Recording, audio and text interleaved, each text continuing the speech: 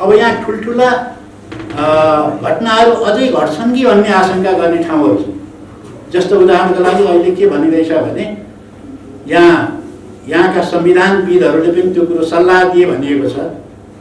यो सत्ताधारी पार्टीका खास गरेर चाहिँ प्रचण्डजीहरूलाई के सल्लाह दिए भने तपाईँहरूले अब सदन चलाए हुन्छ, किनभने प्रधानमन्त्री र राष्ट्रपतिले जे काम गरेका छन् त्यो संविधानमा उल्लेखै छैन। त्यो हुँदै नहुने काम गरेको हुनाले तपाईँले त्यसको निर्णय पर्नु पर्दैन। अब सदन चलाइदिए हुन्छ भने अब हामी कल्पना गरौँ, एकातिर राष्ट्रपतिले चाहिँ सदन विघटन गराइदिने, अब संसदै छैन भन्ने अवस्था छ भने अब ओलीजीले हिजो चाहिँ सम्बोधन गर्न के भन्नुभयो भने अब सबै राष्ट्र नै अब चुनावमा जानु पर्यो, नयाँ जनादेश लिनको निम्ति मैले यो गरेको हुँ, सम्पूर्ण राष्ट्र अब चाहिँ चुनावमा होमिनु पर्यो भनेर भनिसक्नुभयो। सबैलाई गएर चाहिँ अब चुनाव प्रचारमा लाग्ने भनेर भन्नुभयो भने प्रधानमन्त्री त्यसो भन्ने, अनि सभामुखले चाहिँ गएर सदन बोलाइदिने भयो भने अब के हो त? अब त्यो सदन भङ्ग भएको मान्ने कि त्यसलाई भङ्ग नभएको मान्ने? कारबाही गरिसकेपछि अब ओलीजीको के हुन्छ प्रधानमन्त्री पद भन्दाखेरि अब केन्द्रीय समितिबाट मात्रै कारबाही गर्दैन, पार्टीबाट मात्रै कि अब संसदबाट पनि हटाइदिन्छ।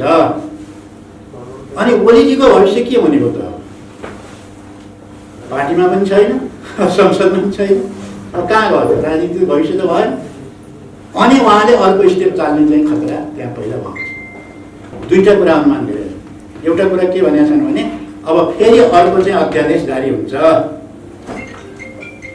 किनभने उहाँले दल अर्को फुटाउनु पर्यो, अर्को दल आफ्नो त बनाउनु पर्यो। उहाँको दल भएन भने हुन्छ के भनेदेखि उहाँको मान्यता प्राप्त दल भएन भने उहाँको पक्षका सांसदहरूको सांसद पद पनि जान्छ,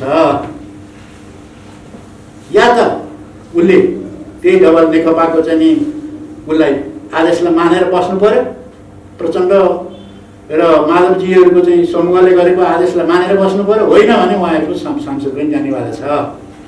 त्यो त ठुलो घटना हो, सांसद जाने हो यदि पुनर्स्थापना भयो भने। अर्को कुरो, अब यो दुईटाको बिचको द्वन्द्व चाहिँ के हुन्छ? प्रधानमन्त्री र राष्ट्रपतिले चाहिँ सदन विघटन गराइदिने, अनि त्यहाँबाट अर्कोले सभामुखले सदन चलाइदिने। अब के हुने हो? यो अवस्था छ। त्यसै हुनाले अर्को एउटा सम्भावना पनि के देखिया छ भने ओलीजीले अब सम्भवतः सङ्कटकालतिर जानुहुन्छ भन्ने पनि तर्क आइरहेको छ। यसबाट बच्ने एउटा उपाय के छ भने सङ्कटकाल, किनभने अहिले सर्वोच्चलाई ठुलो दबाब पर्ने जस्तो देखिएछ, किनभने यो घटनाको विरोधमा सारा मान्छेहरू छन् अहिले। अब तीनटा पार्टीले त संयुक्त रूपले आन्दोलन चलाउने भए, हुन त उहाँहरूले के भन्नुहुन्थ्यो भने प्रचण्डजीहरूले अब आन्दोलन गर्ने युग सकियो भन्नुहुन्थ्यो। त्यो तपाईँलाई थाहा छ, अब आन्दोलन गर्नै पर्दैन, नेपालमा आन्दोलन गर्ने युग सकियो। अब यहाँ के गर्ने? अब शान्ति, यहाँबाट विकास समृद्धि, अब जो पहिले दुःख गरेको थियो क्रान्ति, अब त्यसको फल खाने बस्ने बेला आयो हामीले। अब आन्दोलन हुँदैन भन्नुहुन्थ्यो, तर आन्दोलन घोषणा गर्नु उहाँ सर्वोच्चले यो निर्णय उल्टाइदियो भने र उहाँहरूले बिचमा केही पनि गर्न सक्नु भएन भने ओलीजीहरूको राजनीतिक भविष्य देखिँदैन। त्यसैले गर्दाखेरि अब एउटा सम्भावना के छ भने उहाँहरूले कुनै न कुनै स्टेप चाल्नुहुन्छ। समाजको आवाज.com। प्रधानमन्त्री केपी शर्मा ओलीले राष्ट्रपतिलाई यो सदन भङ्ग गर्ने अनुरोध गरेर मन्त्रीमण्डलको निर्णय चाहिँ जब पठाउनु भयो र राष्ट्रपतिले के घन्टाभित्रै त्यसलाई चाहिँ सदर गरिदिनु भयो र यतिखेर चाहिँ नेपालको जुन संसद हो त्यो चाहिँ अहिले भङ्ग भएको अवस्था सिर्जना भएको छ। त्यसले गर्दाखेरि नेपालको राजनीति चाहिँ अहिले तरङ्गित भएको छ र यही बेलामा नै उहाँले चाहिँ यो कार्यक्रमको आयोजना गर्नुभयो र यो विषय चाहिँ तात्तातै भएको बेलामा पत्रकार साथीहरूसँग चाहिँ अन्तर्क्रिया गर्ने मौका पाइयो।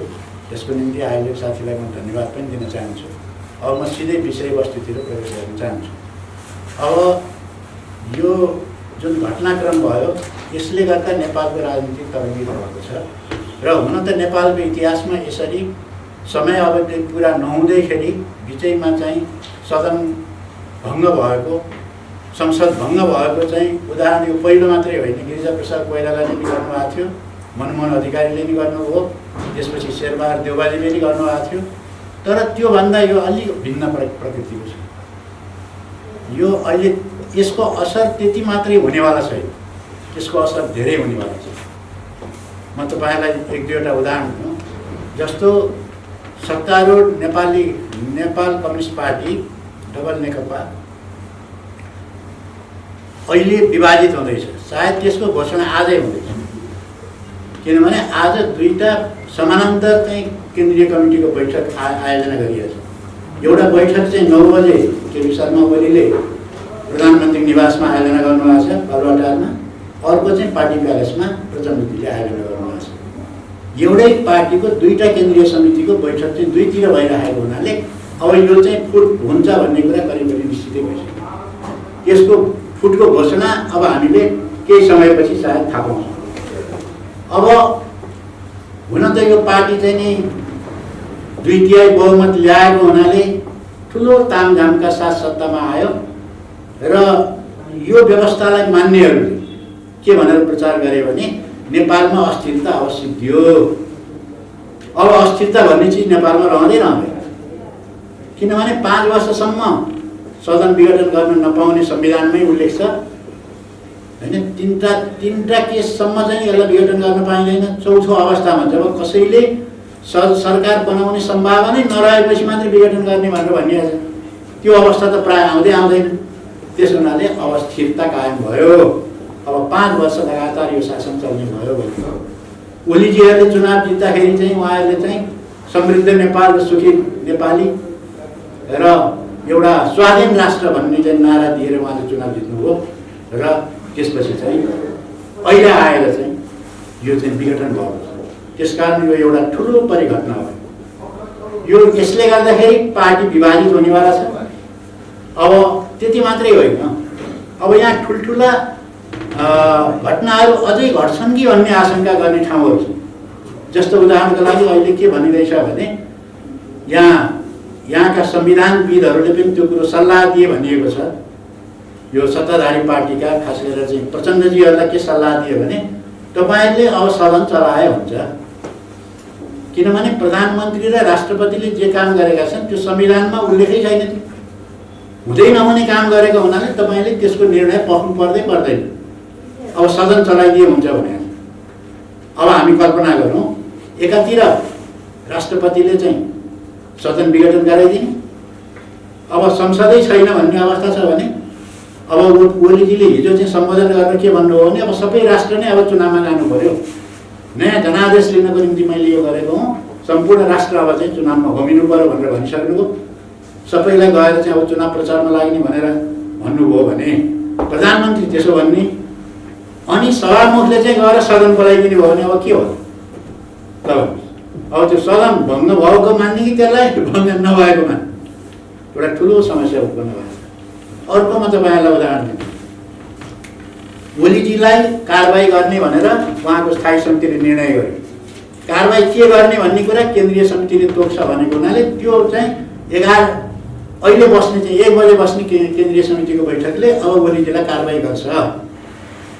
उहाँलाई निश्चित रूपले अलिकति उदार भयो भने पार्टी सदस्य रहला उहाँको, होइन भने पार्टी सदस्य समेत खारिज गरेर उनले कारबाही गर्छ। एकातिर कारबाही गरिसकेपछि अब ओलीजीको के हुन्छ प्रधानमन्त्री पद भन्दाखेरि अब केन्द्रीय समितिबाट मात्रै कारबाही गर्दैन, पार्टीबाट मात्रै कि अब संसदबाट पनि हटाइदिन्छ। अनि ओलीजीको भविष्य के हुने हो त? पार्टीमा पनि छैन, संसदमा पनि छैन, अब कहाँ गयो? राजनीतिक भविष्य त भएन। अनि उहाँले अर्को स्टेप चाल्ने चाहिँ खतरा त्यहाँ पहिला भएको छ। अब त्यो अर्को स्टेप जे पनि हुनसक्छ। धेरैले अनुमान गरेका छन्, दुईटा कुरा अनुमान गरेका छन्। एउटा कुरा के भनेका छन् भने अब फेरि अर्को चाहिँ अध्यादेश जारी हुन्छ, किनभने उहाँले दल अर्को फुटाउनु पर्यो, अर्को दल आफ्नो त बनाउनु पर्यो। उहाँको दल भएन भने हुन्छ के भनेदेखि उहाँको मान्यता प्राप्त दल भएन भने उहाँको पक्षका सांसदहरूको सांसद पद पनि जान्छ। या त उसले त्यही डबल नेकपाको चाहिँ नि उसलाई आदेशलाई मानेर बस्नु पर्यो। प्रचण्ड र माधवजीहरूको चाहिँ समूहले गरेको आदेशलाई मानेर बस्नु पर्यो, होइन भने उहाँहरूको संसद पनि जानेवाला छ। त्यो त ठुलो घटना हो, संसद जाने हो यदि पुनर्स्थापना भयो भने। अर्को कुरो, अब यो दुईटाको बिचको द्वन्द्व चाहिँ के हुन्छ? प्रधानमन्त्री र राष्ट्रपतिले चाहिँ सदन विघटन गराइदिने अनि त्यहाँबाट अर्कोले सभामुखले सदन चलाइदिने। अब के हुने हो यो अवस्था छ। त्यसै हुनाले अर्को एउटा सम्भावना पनि के देखिया छ भने ओलीजीले अब सम्भवतः सङ्कटकालतिर जानुहुन्छ भन्ने पनि तर्क आइरहेको छ। यसबाट बच्ने एउटा उपाय के छ भने सङ्कटकाल। किनभने अहिले सर्वोच्चलाई ठुलो दबाब पर्ने जस्तो देखिएको छ। किनभने यो घटनाको विरोधमा सारा मान्छेहरू छन् अहिले। अब तीनटा पार्टीले त संयुक्त रूपले आन्दोलन चलाउने भए। हुन त उहाँहरूले के भन्नुहुन्थ्यो भने प्रचण्डजीहरूले अब आन्दोलन गर्ने युग सकियो भन्नुहुन्थ्यो। त्यो तपाईँलाई पनि थाहा छ। अब आन्दोलन गर्नै पर्दैन, नेपालमा आन्दोलन गर्ने युग सकियो। अब यहाँ के गर्ने? अब शान्ति, यहाँबाट विकास समृद्धि, अब जो पहिले दुःख गरेको थियो क्रान्ति, अब त्यसको फल खाने बस्ने बेला आयो हामीले। अब आन्दोलन हुँदैन भन्नुहुन्थ्यो, तर आन्दोलन घोषणा गर्नु हो। उहाँको आफ्नै भनाइबाट उहाँ पछि हट्नु हो। आन्दोलनको आवश्यकता भनेर तीन दलहरूले, उहाँको दल, त्यहाँबाट नेपाली काङ्ग्रेस र चाहिँ समाजवादी अग्रमजीहरू, यो तीनटा मिलेर आन्दोलन चलाउने भनेर हिजो निर्णय भइसक्यो। त्यसरी आन्दोलन गरिरहँदाखेरि अब अर्को यहाँ भएका जुन संविधानविदहरू छन्, वरिष्ठ अधिवक्ताहरू छन्, धेरैको अन्तर्वार्ताहरू सुनियो। त्यहाँ सबैको भनाइ के छ भने यो चाहिँ संविधान अनुकूल भएन, असंवैधानिक भयो। यो अधिकार चाहिँ न त प्रधानमन्त्रीलाई छ न चाहिँ राष्ट्रपतिलाई छ, अनाधिकार कुरा भयो यो भनेर उहाँले भन्नुभएको। भनिसकेपछि अब के हुन्छ त? त्यो अवस्थामा चाहिँ सर्वोच्चले यो उल्टाइदिने सम्भावना बढी छ। सर्वोच्चले यो निर्णय उल्टाइदियो भने र उहाँहरूले बिचमा केही पनि गर्न सक्नु भएन भने ओलीजीहरूको राजनीतिक भविष्य देखिँदैन। त्यसैले गर्दाखेरि अब एउटा सम्भावना के छ भने उहाँहरूले कुनै न कुनै स्टेप चाल्नुहुन्छ। त्यो ओलीजीको त्यो उसले त्यही देखिन्छ। उहाँले अहिले केन्द्रीय समितिको बैठक बसाउनुभयो। उहाँले सायद प्रचण्डजीहरूलाई पार्टीबाट कारवाही गर्नुहुन्छ होला, निष्कासन गर्नुहुन्छ होला। त्यसपछि अर्को स्टेप उहाँले के चाल्नुहुन्छ? किन उहाँले चाहिँ त्यो स्टेप चाल्नुहुन्छ भन्ने सम्भावना खतरा देखिन्छ भने त्यो संविधान यदि त्यो चाहिँ सङ्कटकाल लागू भयो भने, सङ्कटकाल लागू भयो भने एउटा दुईटा धारा छोडेर अरू सबै निलम्बित हुन सक्छ। मौलिक अधिकारका सबै धाराहरू विघटन हुन सक्छ, निलम्बित हुन्छ। निलम्बित भइसकेपछि कुन धारामा टेकेर त्यहाँ सर्वोच्चले फैसला गर्ने ठाउँै छैन। त्यसकारण चाहिँ एउटा खतरा के छ भने अब सङ्कटकाल लागू हुने खतरा पनि त्यहाँ देखिन्छ। त्यसकारण नेपाली समाज एउटा ठुलो द्वन्द्वको बिचमा जाने, अन्यल, अहिले त राजनीतिक अन्यल त छँदैछ, त्यति मात्रै होइन कि ठुलो द्वन्द्वतिर जाने खतरा पनि पैदा भएको छ। ठिक यही स्थितिमा चाहिँ देश आइपुगेको छ र हामी असाध्यै ठुलो जोखिममा छौँ। अहिले त्यत्रो त्याग बलिदान गरेर जनताहरूले जे गणतन्त्र ल्याएर अब त हामीले चाहिँ शान्तिसँग बस्न पाइने भयो, देश समृद्ध, स्वतन्त्र, स्वाधीन हुने भयो, देश सबै नेपाली सुखी हुने भयो भनेर कल्पना गरेर बसेका नेपाली जनताको अगाडि यस्तो चाहिँ दुर्भाग्य आइलाग्ने स्थिति पैदा भएको छ। त्यसकारण यस्तो बेलामा अब के गर्ने? हाम्रो चाहिँ पार्टीको के हो त्यो धारणा? त्यो कुरा म पत्रकार साथीहरूसँग चाहिँ राख्न चाहन्छु। हामीले यो घटनालाई के भनेका छौँ भने यो अवैधानिक र यो प्रतिगमनकारी भनेको छ। यो त्यही नै, यो अग्रगामी होइन। ओलीजीले जो भन्नुभयो नि, उहाँले हिजो सन्देशमा जुन कुरा भन्नुभयो त्यो कुरा पनि गलत कुरा हो। यो उहाँले राष्ट्र र जनताको हितमा यो कदम चाल्नुभएको होइन, यो आफ्नै हितमा यो कदम चाल्नुभएको हो। र जनताले पाएका अधिकारहरू खोज्नु भनेको चाहिँ त्यो चाहिँ प्रतिगमन हो र हामीले यसलाई प्रतिगमनै भनेका छौँ। अब जहाँसम्म अब यो संसद पुनर्स्थापना गर्ने कि नगर्ने त अब भन्दाखेरि पुनर्स्थापनै गर्नुपर्छ भन्ने चाहिँ हाम्रो माग छैन। पुनर्स्थापना गरेर हल हुन्छ भन्ने किनभने हामीलाई लागेकै छैन। पुनर्स्थापना भयो भने हुन्छ के त नेपालमा? हामीलाई त्यति कुरा थाहा छैन। पुनर्स्थापना भयो भने अब प्रचण्ड प्रधानमन्त्री हुने लाइनमा छन् या माधव नेपाल होला या त्यहाँबाट कटेर गयो भने शेरबहादुर देउवा होला। कुन चाहिँ गर्छ उस्तै हो। जब उस्तैलाई ल्याउनको निम्ति अब किन हामी आन्दोलन गर्ने, किन रिस्क लिने? अहिले नेपाली जनताको त्यति धेरै चासो पनि म देख्दिनँ। हुन त उनले आन्दोलन गर्ने भनेका छन्, आन्दोलनमा उनीहरूका कार्यकर्ता बडो मुस्किलले परिचालन भएको छ भनेपछि आम जनता त त्यहाँ उत्रेकै छैन, किनभने चासो नै छैन उनीहरू। किनभने विघटन यसलाई चाहिँ पुनर्स्थापना गरियो भने पनि जनताले पाउने केही होइन, राष्ट्रले पाउने केही पनि होइन।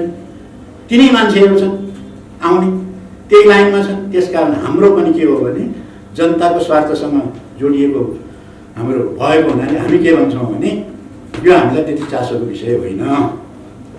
र ठिक यही बेलामा हाम्रो चाहिँ भनाइ के हो भने यो देशमा जुन यो सङ्कट आयो, जुन एउटा राजनीतिक एउटा अस्थिरता पैदा भयो, यसले के गरेको छ भने एउटा विकल्प खोजेको छ।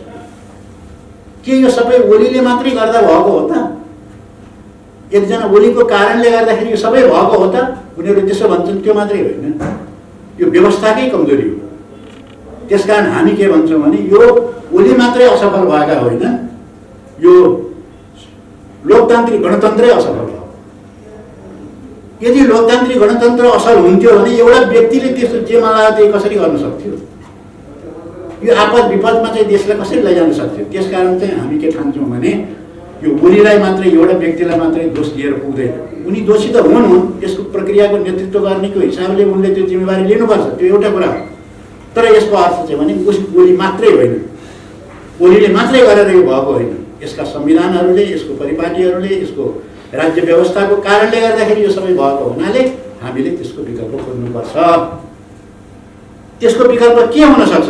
म पनि त्यो कुरो यहाँ राख्न चाहन्छु तपाईँहरूसँग। हामीले भनेको विकल्प के हो भने अहिले हामीले गणतन्त्र बाहेक अर्को विकल्प खोज्नु हुँदैन।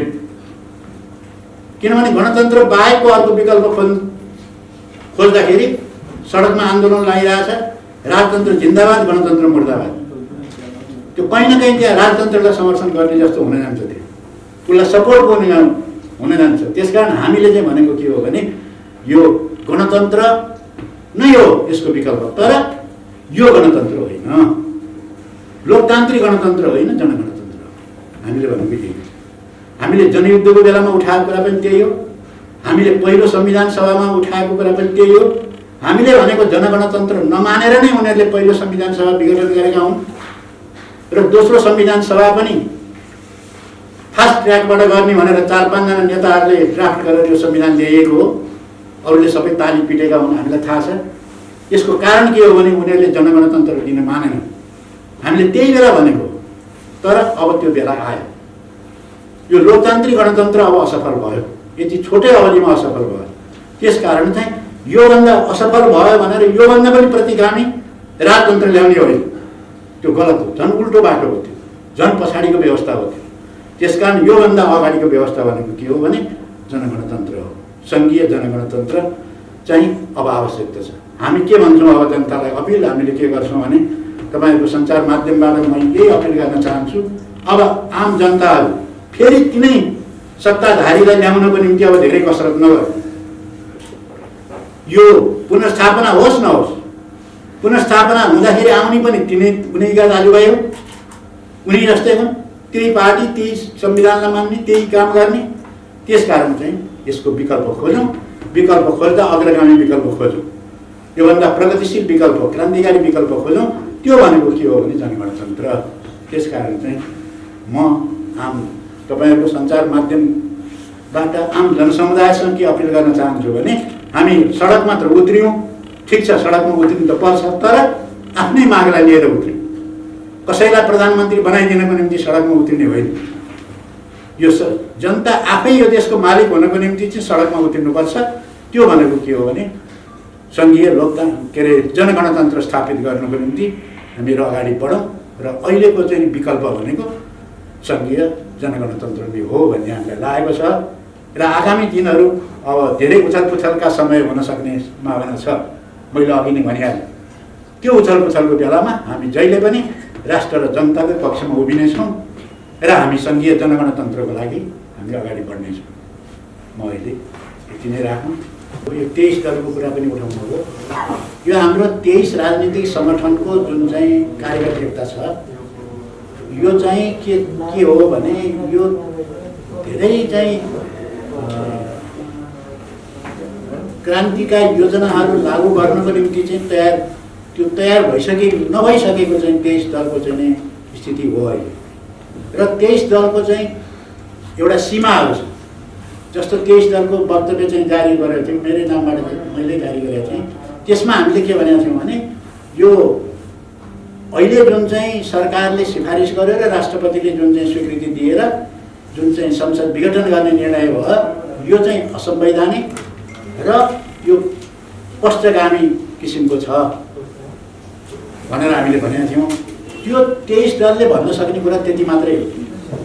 अब कसरी आन्दोलन गर्ने भन्ने विषयमा अहिले हाम्रो अस्ति हामी बेलुका बसेर त्यो एउटा स्टेटमेन्ट जारी गऱ्यौँ। अहिले स्टेटमेन्ट जारी गऱ्यौँ भन्यौँ। अहिले हामीले चाहिँ त्यस्तो आन्दोलन गर्ने भन्ने त्यस्तो बनाइसकेको छैन। किनभने 23 दल सबै नै त्यस्तो आन्दोलनमा सम्मिलित भएर अगाडि बढिहाल्ने चाहिँ त्यो स्थिति देखिँदैन। कतिपय यस्ता पनि हुनुहुन्छ कि यसमा सुधार गर्नु पर्यो, यो गल्तीलाई सच्याउनु पर्यो भन्ने खालका दलहरू पनि हुनुहुन्छ। त्यसो हुनाले हामीले 23 दलबाट एउटा क्रान्तिको योजना ल्याउन सक्दैन। त्यो चाहिँ त्यसो के हुन्छ भने हाम्रै पार्टी नेपाल कम्युनिस्ट पार्टी क्रान्तिकारी माओवादी, देशभक्त जनगणतान्त्रिक मोर्चा नेपाल, यिनीहरूले यस्तो कार्यक्रम दिन्छ। म यहाँलाई एउटा गरौँ, भोलि मात्रै हाम्रो चाहिँ 1 बजे, ठिक 1 बजे हाम्रो शान्ति वाटिकामा एउटा खुल्ला सभा छ। त्यो पार्टीले आयोजना गरेको छ र 23 दलले त्यस्ता खालको चाहिँ गतिविधिहरू अहिले गर्ने स्थितिमा अझै पुगिसकेको छैन। त्यसकारण चाहिँ 23 दलबाट जति कुरा जान सक्छ त्यो कुरा हामी 23 दलमा ठिकै छ, त्यसलाई हामीले कायमै राख्छौँ, त्यसलाई अझ सुदृढ बनाउने हाम्रो सोच छ। तर त्योदेखि बाहेकका विषयहरू चाहिँ हामी पार्टीको तर्फबाट लैजान्छौँ र भोलि हामीले कति घोषणा गर्न सक्छौँ, भोलिको चाहिँ 1 बजेको चाहिँ शान्ति वाटिकाको कार्यक्रमबाट त्यो हामीले घोषणा गर्छौँ। यदि हामीले अहिले चाहिँ केही गर्न सक्यौँ भने, त्यस्तो पार्टीले निर्णय गर्न सक्यो भने त्यो भोलि त्यहाँबाट घोषणा हुन्छ।